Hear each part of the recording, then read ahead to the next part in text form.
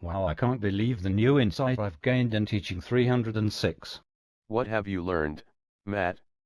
I've learned about all sorts of new technology that benefits both students and teachers. For example, I started using Prezi this semester and it makes PowerPoint look like a crash dummy. Pun intended. Really, I've used PowerPoint all my life like a mindless robot. How could Prezi possibly be any better? Once you get familiar with the layout, it is much smoother and it is easier to insert text and rearrange the order of the slides. It also works better with a smartboard. It also saves your work automatically, and is a prettier way of presenting things. If Prezi is so great, why doesn't it have an offline desktop application? Because Prezi is free. It doesn't require you to pay to buy Microsoft Office.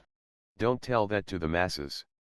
Also, did you know that I did clinicals at Bloomington Junior High School? I assisted a girl named Jacola with reading. She was a really nice student, but had her own issues. My aha moment in the class would be when I started to realize that Jacola's various troubles were her way of avoiding the classwork. I was very impressed with the various ways she went about avoiding her work. Her decent acting came in very handy when she spoke to me or Mr. Newman. She was a smart student who just was easily distracted. I enjoyed working with her very much. Sounds like you had an interesting time. I also heard you had to do some quests. Yes, I was very confused about the quests early in the semester. By mistake I avoided them until later because I was unsure about what to do. Fortunately, when I got around to doing the quests, they were very enjoyable while requiring heavy detail. I thank my professor for being lenient with me in spite of my trouble. Which quests did you enjoy the most? I must say doing the youth and media quest was the most enjoyable. I love text-to-speech animation and this quest was one that allowed me to do so. I am very thankful for my fellow classmates because their quest served as a guide. I would have been completely lost if I wasn't given an example quest. For example, I was unsure what a case study was supposed to entail. However, through looking at the work of other students, I was able to create a strong case study. It sounds like you waited until the last minute.